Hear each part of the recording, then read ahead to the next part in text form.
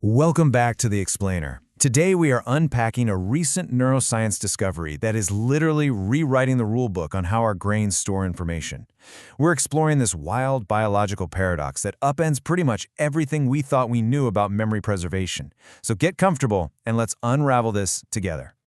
I want you to picture your brain as this ultimate locked room mystery, right? And your memories, well, they're the hidden treasure locked inside. For decades, the fundamental rule of this mystery was really straightforward. If the physical pathways to the room are destroyed, the treasure is lost forever.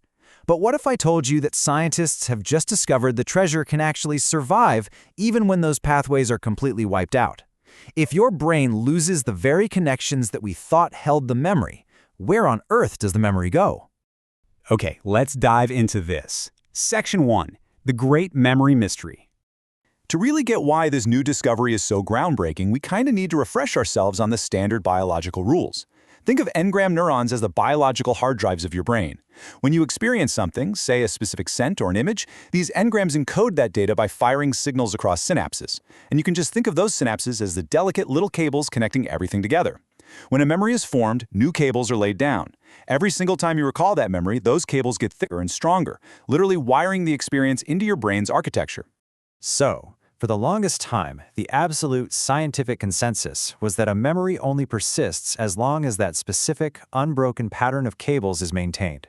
Break the connections, lose the data. Simple as that. But recently, a huge glitch in the matrix showed up.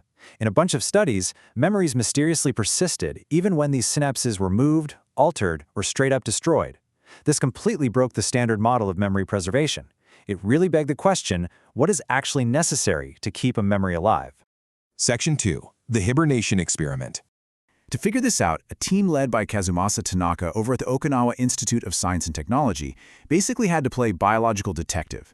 They used an incredibly clever, almost sci-fi interrogation tactic on mice. Now, mice don't naturally hibernate, right? So the team had to artificially induce it to see what happens when the brain powers down. Step 1, they created a strong fear memory by pairing an alcohol scent with a mild shock. Step 2, they injected the mice with a drug to slam the brakes on their metabolism, putting them into an artificial hibernation for 2 days. And finally, Step 3, wake them up 5 days later and test their recall in that exact same alcohol-scented room. And here is the massive plot twist. During that artificial hibernation, brain scans revealed that over 50% of the synapses in the memory center of the brain, the hippocampus, just vanished. Over half of the physical pathways were completely gone.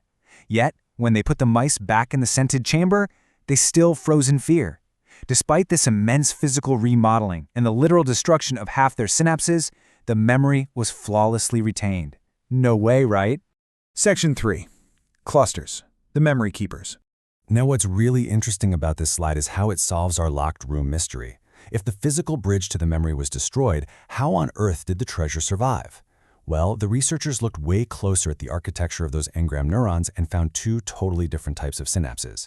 First, you have clustered synapses, which are grouped super tightly together. During hibernation, these did not budge. They acted like the secure, impenetrable long-term vault. On the flip side, the non-clustered synapses, the ones scattered outside that tight group, those are the ones that vanished. But here is the absolute magic. Within a single day after waking up, those non-clustered synapses completely rebuilt themselves. The clustered synapses are the vault holding the actual memory data, and the non-clustered ones are just the key. Lose the key during a massive metabolic shift? No problem. As long as the vault is safe, the brain just forges a new key. The climax of this whole discovery really just boils down to this single, powerful realization. Memories are so much harder to break than we ever thought. Our brains have these incredible, built-in redundancies. It's an insanely resilient system, protecting our most important stored information against severe physical changes. And this brilliantly illustrates our final point. Section 4. Hope for Human Minds. Let's bring this out of the lab and talk about the real-world payoff for us, because the implications here are absolutely massive. First off, human mammalian brains store information very similarly to mice. These mechanisms are highly conserved across species. Because of this, scientists are racing right now to explore the exact molecular pathways that let these clustered synapses lock data away so securely. If we can figure out exactly how the brain builds and defends these memory vaults, we could potentially develop brand new drugs that target those specific pathways. We are talking about a whole new frontier in potentially preventing or slowing down memory impairment diseases that rob people of their life stories. Neuroscientist Steve Ramirez really hit the nail on the head here. He notes, it gives hope that even in instances where information seems to be lost in the brain, whether it's amnesia or Alzheimer's disease, memory may nonetheless persist. Just think about that for a second. For anyone who has watched a loved one struggle with cognitive decline, the idea that the memory isn't actually erased, that the vault is still sitting right there and we've just temporarily lost the key, that is an incredibly profound and hopeful shift in how we view the aging brain.